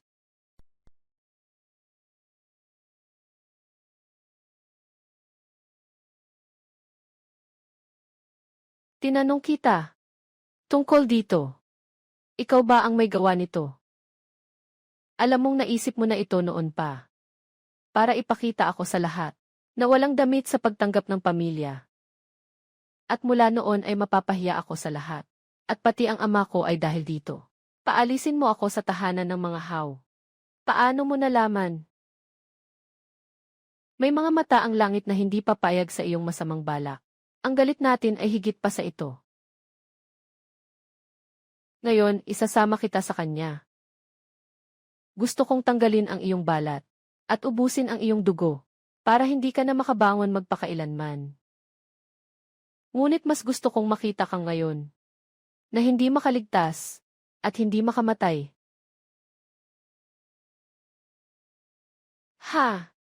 Babae. Huwag mong isipin na madali ang buhay mo.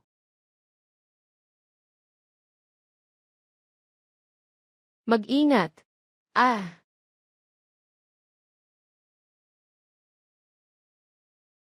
ikalawang anak ng pamanhikan, nakakatapang mo pa rin.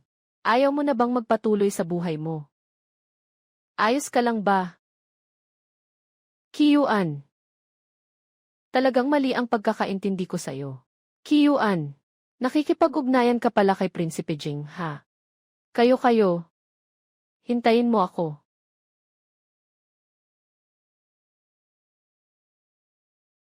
Maraming salamat sa iyong tulong, mahal na Ginoo. Hindi ko alam kung paano ka nandito. Narinig ko na may rebelyon sa Ficheng. Inutusan ako ng aking ama na pumunta roon upang subpuin ito. Ficheng.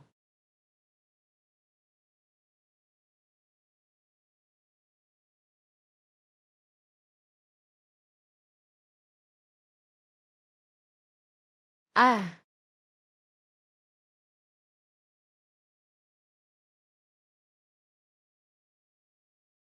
anong hindi pwede? Ang ibig kong sabihin ay sa pagkakataong ito. Hindi pwedeng maging pabaya. Bagamat maraming karanasan ang inyong kataas-taasang. Dapat din tayong mag-ingat sa mga masamang tao. Lalo na sa kampo ng mga sandata. Dapat talagang mapagkakatiwalaan ang mga tao dito. CJ. Dahil si Gyangi, Ki ay nagbigay ng ganitong payo. Gagawin ko iyon.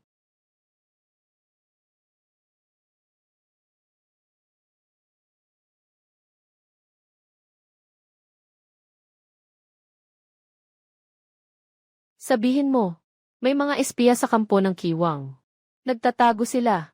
Nang pumunta kami, nagmamadali silang palitan ang aming mga armas. Magaling ang ginawa, hindi na ako nagkamali sa hula ko. Ipatakik sila sa masalimuot na kulungan. Habang nakabalik si Hari na panalo, sama-sama nilang isama ang mga utang at utang na loob. Sa ilang araw na ako'y naglilingkod sa kampanya, siguraduhin mong maayos siyang alagaan. Huwag mong hayaang maapektuhan siya ng mga magnanakaw, lalo na ang Prinsip Ki.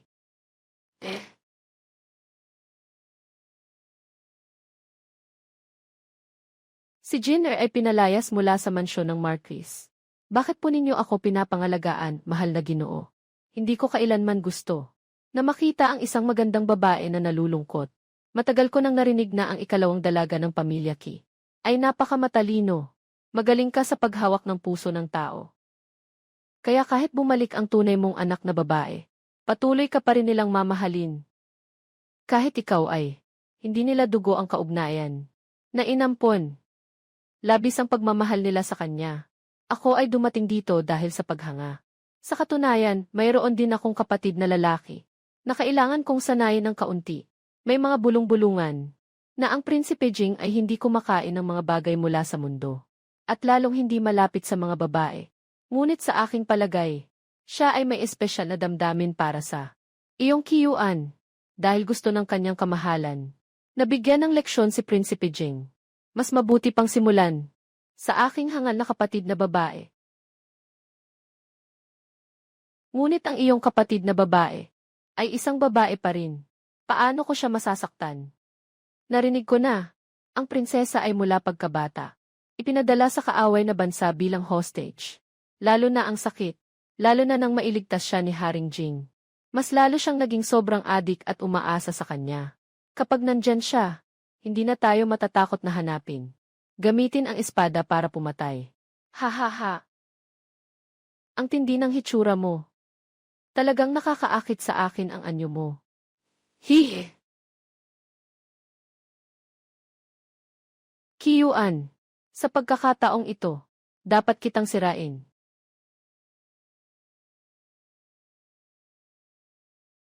Pagkatapos kong bumalik mula sa hangganan, nakatali sa sakit.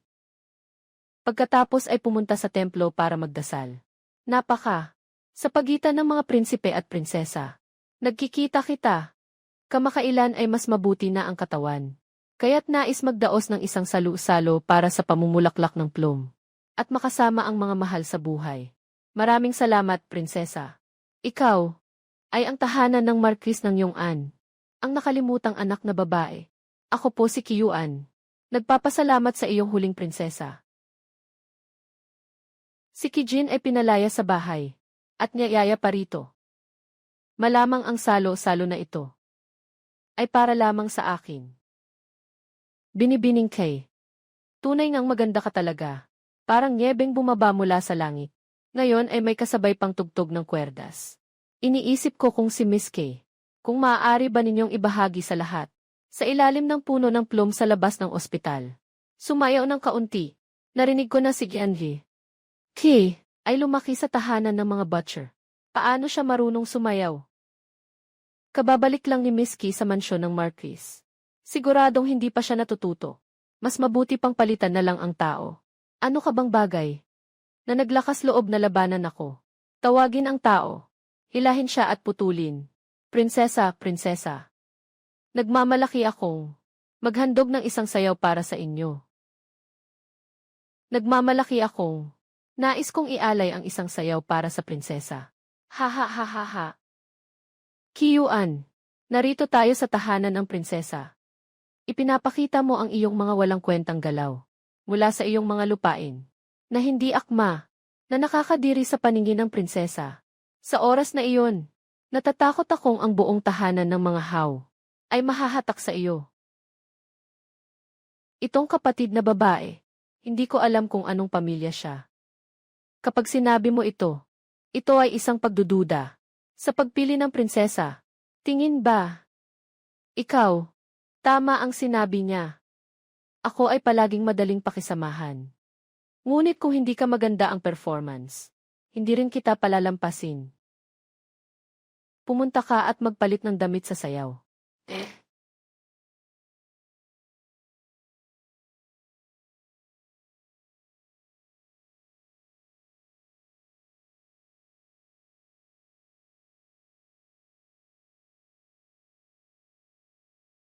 Talagang magagawa niya.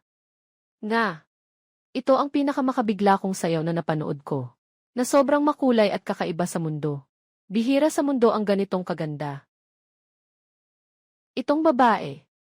Kailan niya pa natutunan ang mga ito? Simula nung ipinanganak siya, hindi ako nakagawa ng kahit sino. Hindi ako nakagawa ng kahit anong kasalanan. Pero nagdusa ako ng walang saysay na kamatayan.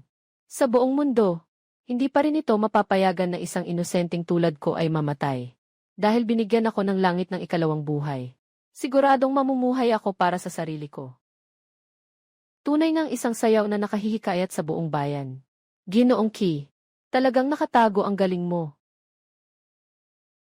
Dahil ang atmosfera ay umabot na dito, kaya't ako'y makikilahok para magpasaya. Tawagin ang tao, kumuha ng pana at palaso. Dati ang sinasadyang target ay mga bagay. Talagang walang saya. Ngayon, bakit hindi tayo magpalit ng bagong laro? Apoy bilang target. Ano sa tingin nyo? Bakit? Kayo ba ay hindi nagugustuhan ang mungkahi ko? Wala. Maganda ang mungkahi ng prinsesa. Kung may makakatanggap ng araw ng prinsesa, ituturing din niyang isang karangalan. Dahil si Miss Kijin ay napaka-aktibo. Bibigyan din siya ng pagkakataon ng prinsesa. Ano ka ba? Bakit ka pa nagdedesisyon para sa prinsesa? Sa tingin ko, magandang mungkahi ito. Sang-ayon ako. Mahal na prinsesa, narinig ko na, bago pumasok si Gianli. Jin sa tahanan ng Ki, nakausap ko si Gianli. Ki, at nagkaroon kami ng pagkakaibigan. Na parang magkapatid. Dahil dito, napaka-interesante ng bagay na ito. Kaya't dapat tayong magsama. Siyempre, handa akong gawin ito. Ngunit, Ginoong Kiyuan, huwag naman. Sirain ang kasiyahan ng kanyang kamahalan. Sige, sabay na lang.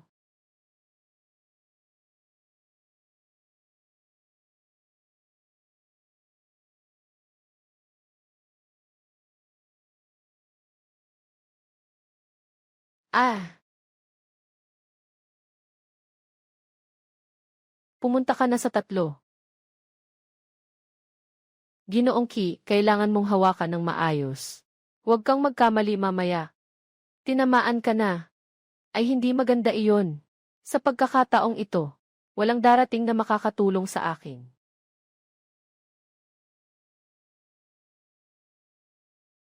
Kagalang-galang na Prinsipe Jing. Ayos ka lang ba?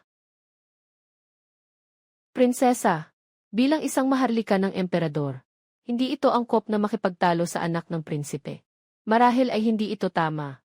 Ito ay mga laro lamang ng mga babae. Bakit kailangan ng Prinsipe Jing na ganyan? Huwag kang magalit. Naglalaro rin ako kasama mo. Bakit hindi ka masaya? Si Kiyuan ay anak ng isang marangal na pamilya. Kagalang-galang na Prinsipe Jing. Sa harap ng lahat, ganito mo siyang pinoprotektahan. Hindi ka ba natatakot na kumalat ito?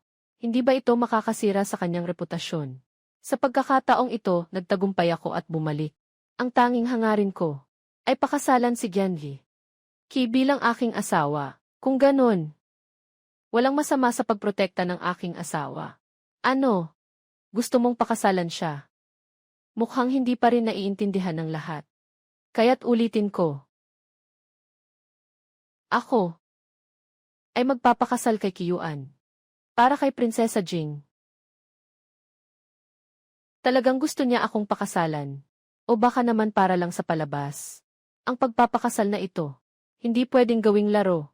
Tanging si Prinsipe Jing lang ang pumayag. Pero hindi pwede. Gusto mo bang bumalik sa bahay, Miss Ki?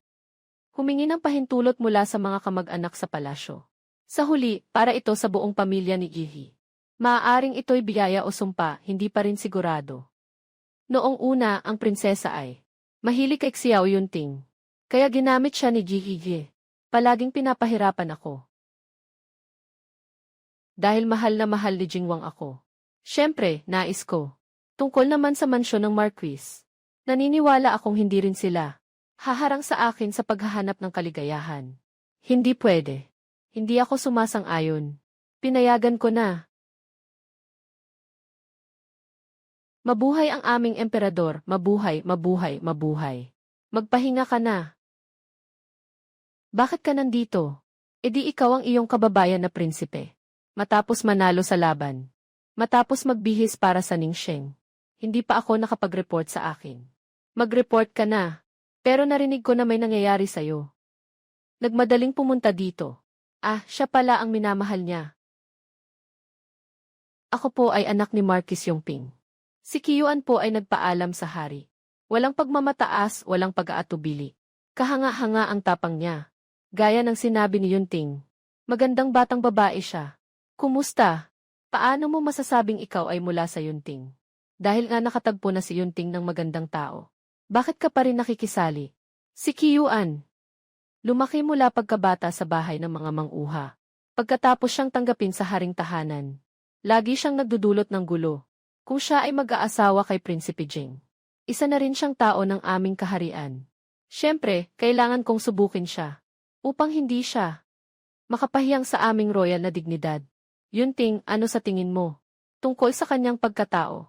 May sariling hatol ang anak na ito. Madalas niyang inililigtas ang anak ko. Sa mga oras ng panganib, at ang ating kapalaran.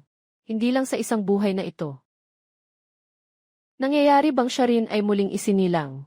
Sa buhay ko, ang aking asawa ay siya lamang. Sige, ngayon ay. Masaya na ako, dagdag pa ang kasiyahan. Ibinibigay ko sa iyo ang tigre na simbolo. Protektahan mo ang kapayapaan ng mga mamamayan ng Daliang. Ipaalam din sa mga tagapaglingkod. Pipili ng araw para sa inyong kasal. Kapatid na emperador, nakapagkasunduan na tayo. Sino mang maglakas loob na magsalita ng masama, na nagtangkang maging bastos sa Prinsesa Jing. Kahit anong estado sa buhay, dapat ayusin ayon sa batas.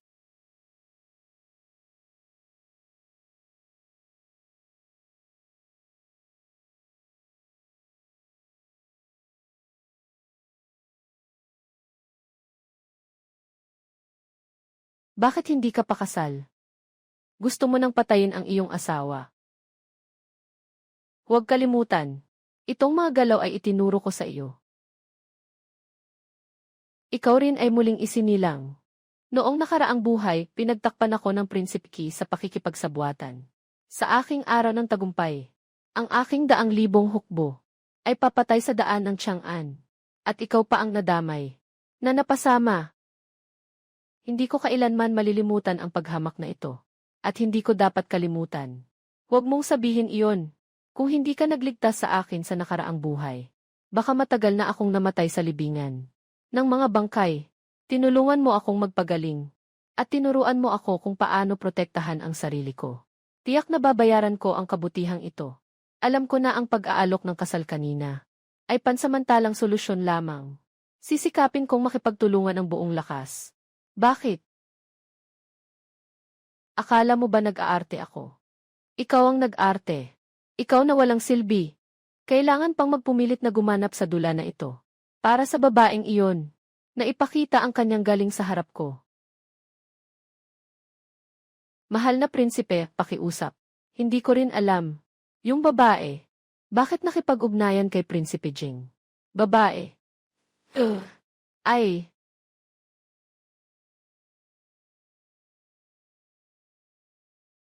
Tia, huwag ka nang magalit. Sino ba ang nag-utos sa aking ama? Napaboran ang aking mabuting kapatid. Ikaw ang emperador. Ikaw ang ama. Ano siya? Kung hindi dahil sa akin na pumunta sa kaaway na bansa. Naging proton ako sa loob ng 10 taon. Nasaan siya ngayon? Nananatiling matatag sa trono. Ngayon alam niyang may pagtingin ako kay Prinsipe Jing. Ngunit hayagan pa niyang sinasalungat ako.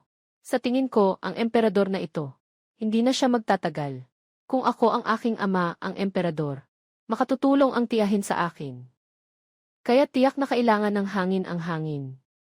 Kailangan ng ulan ang ulan. Tama ka. Makatutulong ako sa kanya sa kaharian na ito. Siyempre, makatutulong din ako sa iyo.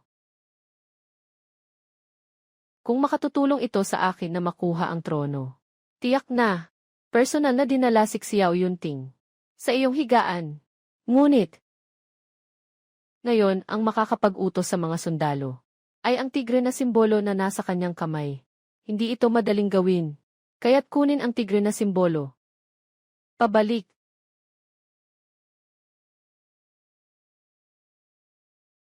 Paano? Akala mo ba na nagkukunwari lang ako? Hinalikan ka ba ng hari? Alam ko po, bilang isang babae, hindi pa rin sapat ang pagpapanggap ko. Pagkatapos mong makamit ang paghihiganti, tiyak na ipapaliwanag ko ito sa hari. Kanselahin ang kasunduan sa kasal.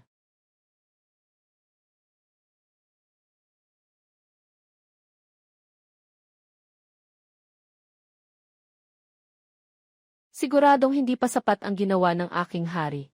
Bakit hindi niya ito maramdaman? Hindi maganda, may malaking problema, Ginoo. May kakaibang balita sa bayan kamakailan. May mga mamamayan na bumili ng isda sa tindahan. Nang buksan ang tiyan, may natagpo ang papel. Nakasulat sa papel. Anong sinusulat mo? Nabagsak ang Tiger Talisman sa Jing. Mapapahamak ang liang. Mga paraan ng maliit na tao. Hindi lang ito. Noong nakaraang araw umulan. Sa pader ng palasyo lumitaw. Libo-libong mga langgam. Nagawa rin ang pangungusap na ito. Ngayon, ang buong korte ay nag-uusap tungkol dito. Sinasabing ito ay kalooban ng Diyos. Ang lahat ng mga opisyal ay nagtatanong. Ibinabalik ng emperador ang tigre na simbolo. Ang makakagawa ng ganitong bagay ay iisang tao lamang. Tungkol sa bagay na ito, ano sa tingin mo? Hari ng Qi. Siguradong si Hari ng Qi ang may gawa nito. Tiyak na nais niyang gamitin ang mga kwentong kababalaghan upang guluhin ang mga tao. Pipilitin kang ibigay ang tigre na sigil. Kailangan nating mag-isip ng paraan bago siya makapag-akusa ng pakikipagsabuatan. Bago ka magtaksil sa akin. Alamin ang katotohanan. Sa totoo lang, nagmamalasakit ka pa rin sa akin.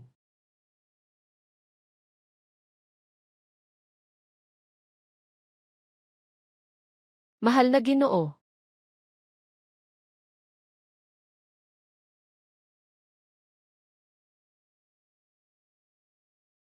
Okay ka na ba? Wala ka bang problema? May mabigat na tungkulin ang mahal na Ginoo. Paano ka mag-aabala para sa akin?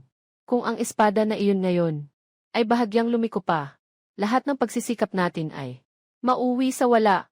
Kaya, hindi ka pa rin makaintindi ng nararamdaman ko para sa'yo. Gago. Ako ay isang mandirigma. Hindi ako mahusay sa mga matatamis na salita. Kaya hanggang ngayon, Hindi mo pa rin ba nauunawaan ang aking nararamdaman? Noong nakaraan, iniligtas kita sa libingan. Hindi ito isang pagkakataon. Itinuro ko sa iyo ang sining ng pakikipaglaban para sa iyong proteksyon. Hindi rin ito basta-basta. Sa buhay na ito, kasama kita. Lahat ay mula sa aking puso. Gusto ko lang sanang sabihin sa iyo. Nagmamahal ako sa iyo. Ngunit sa nakaraang buhay ko, ako'y hindi karapat-dapat. Lahat ay iniiwasan ako. Sila'y bulag sa katotohanan. Ang itim at puti sa mundong ito. Hindi ito nakabase sa dami. Ang alam ko lang, ikaw ay mabait. Nagpadala si Haring Ki ng mga mamamatay tao para akong patayin. Napilitan akong magpagaling sa isang maliit na bayan. Walang sinuman ang lumalapit sa akin. Maliban sa'yo, na itinatago ang iyong mga magulang na nagpalaki sa'yo. Alagaan mo ako. Lagyan mo ng gamot ang mga sugat ko. Mula noon, napagtanto kong ikaw na. Nang ako'y nasa hangganan, alam kong nasa loob ka ng maruming mansyon ng Marquis na iyan. Na tinatrato ng ganyan. Gusto kong bumalik agad. Pinasok ang buong tahanan ng iyong pinghaw. Siguradong pagod ka na, dahil dala-dala mo ang malalim na galit ng mga sundalo, at hindi mo pa nakakalimutang bumalik para protektahan ako. Kaya, noong araw na humingi ako ng pahintulot sa aking ama, ang emperador, para sa kasal. Ito ay talagang aking intensyon. Hintayin mong matapos ko ang mga bagay kay Haring Ki. Tayo'y magtatago sa kabundukan. Sa buhay na ito, gusto ko lang nakasama ka. Natahimik at payak. CJ.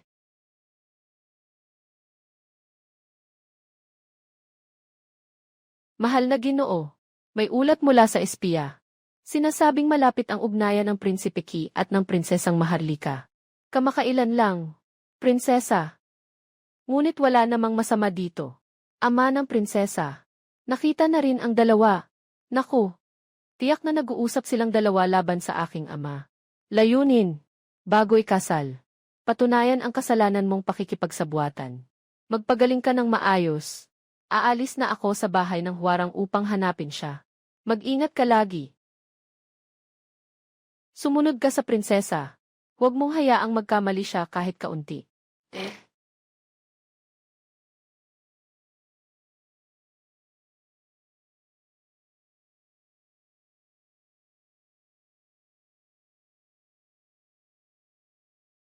Ang talagang masamang balak, kapag nahalo na ito sa aking dote, at naipadala sa pangunahing tahanan. Kahit na may 100 bibig si Yunting, hindi niya maipaliwanag.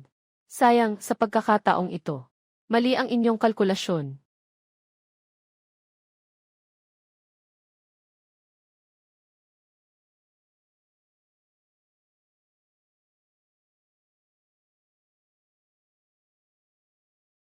Naku! Nandito na ako. Nasaan si Gyanji? Ki, syempre. Nakatago siya sa isang lugar na walang makakahanap. Xiao Yunting. Sa totoo lang, wala akong pakialam sa anuman tungkol sa tigre. Walang anumang intensyon. O sino ang nakaupo dito. Walang pakialam ang emperador ng Daliang. Basta gusto kita. Nasiraan ka na ba? Ikaw ang tiyahin ko. Ha ha ha. Anong tiyahin? Ako ay isa lamang. Ampo ng taas na emperador. Noong mga panahong iyon, kung hindi dahil sa iyong ama, na para sa kanyang trono, ipinadala ako sa kaaway na bansa bilang hostages. Hindi sana ako napunta. Sa ganitong kalagayan ngayon, noong mga panahong iyon, wala talagang magawa ang ama ng bayan. Tama nga naman na. Mali ang ginawa ng ama ng bayan. Noong panahong iyon, mahina ang bansa. Madalas na inaatake ng mga dayuhan. Wala ring magawa ang emperador. Kaya nang maging matatag ang bansa, ako ang unang pinadala niya. Bumalik ka na. Kaya. Ako lang ang tanging kilala ka. Alam mo ba, nung nasa lugar na yun, anong mga araw ang dinaranas ko? 10 taong gulang lang ako noon. Pinilit akong pumunta sa paglilingkod sa mga ligaw na tao na kumakain ng laman. Mula sa emperador hanggang sa mga alipin. Lahat sila ay pwedeng durugin ako. Gawin akong mas masahol pa sa kamatayan. Pagkatapos, maraming beses akong nag-isip. Ikaw nga. Ikaw ang nagligtas sa akin. Hinila mo ako mula sa kailaliman. Kailangan mong panagutan ako. Iginagalang kita bilang aking tiyahin. Sa pagdiriwang ng mga plum, walang tigil ang iyong kawalang galang sa aking asawa. Pinagtiisan ko rin iyon. Sa puso ni Yunting wala nang ibang tao. Maliban sa kanya. Pakiusap, tiya. Tulungan mo. Tumahimik ka. Hindi siya karapat-dapat. Hindi siya karapat-dapat na maging iyong reyna. Sundin mo lang ako. Ang buong kaharian ng dali ay iyo. Gagawin kitang hari ng dali. Nag-iisang hari. Ha ha ha ha. Nais mo bang patayin ako? Tama ang sinabi ni Jinner. Isa kang nilalang na nilalaro lang. Baliw na babae. Puno ng mga kalokohan tungkol sa pag-ibig. Sinasabi ko lang ang totoo. Yung mga elite na sundalo na binigay mo sa akin. Kaysa sa ibinigay sa akin ng lolo ko. Kahit kaunti, hindi makukumpara. Pag natalo ko na ang emperador, patayin ko na yung dog na emperador. Ako, iyan ang anak ng langit. Dumating ako sa susunod na buhay. Hindi na ako isisilang sa pamilyang emperador. Tiya, Prinsip Kai, nakipag-ugnayan ka sa kaaway. Nais mo bang maghimagsik? Xiao Yunting. Aking mahal na kapatid, alam mo ba ang pinakamalaking pagkakaiba natin? Ay ano? Ito ay hindi ako kailanman nagiging maawain. Sino mang humadlang sa akin ngayon? 3. Bumuga ng palaso. Suko na, Xiao Yunting. Ito ang tadhana na hindi mo maiiwasan. Ha ha ha. Tumunog na ang tambol. Ipinapakita nitong nakuha na ang malaking bulwagan. Yung maliit mong asawang babae ay umalis na rin. Kapatid na emperador, magpakita ka ng awa. Dadaling kita sa ilalim ng lupa upang makasama siya. Ang ating buhay. Tayo ang magdedesisyon.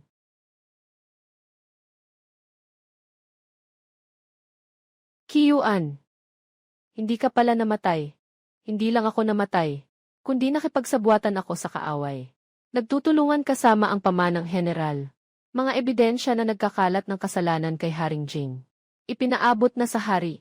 Kilala mo ba ang Black Armor Guard na ito? Ito ang personal na tagapagbantay ni Paternal Emperor. Black Armor Guard, sundin ang utos. Kautusan ng hari. Si Prinsip Qi ay nakikipagsabuatan at nagtataksil sa bansa. Nasisira ang pamahalaan.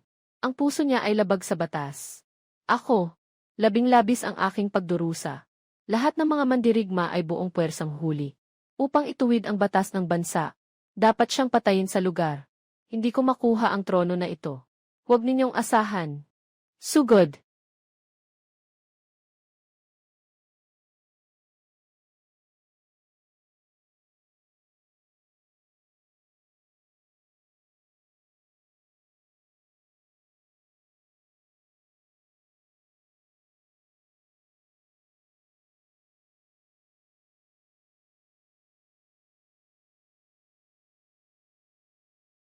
Buntis ka. Bakit ka nandito? Tinitingnan ko lang ang daang tinahak. Lahat ay nakatakda na. Huwag nang lumingon. Sabi ng iyong kamahalan. Tara na tayo. Amang, sa kasalanan ng pagtataksil, ipinalayas nila ang iyong mga magulang at ang iyong nakatatandang kapatid. Siguradong nasa daan na sila ngayon. E paano naman? Wala na ba akong magiging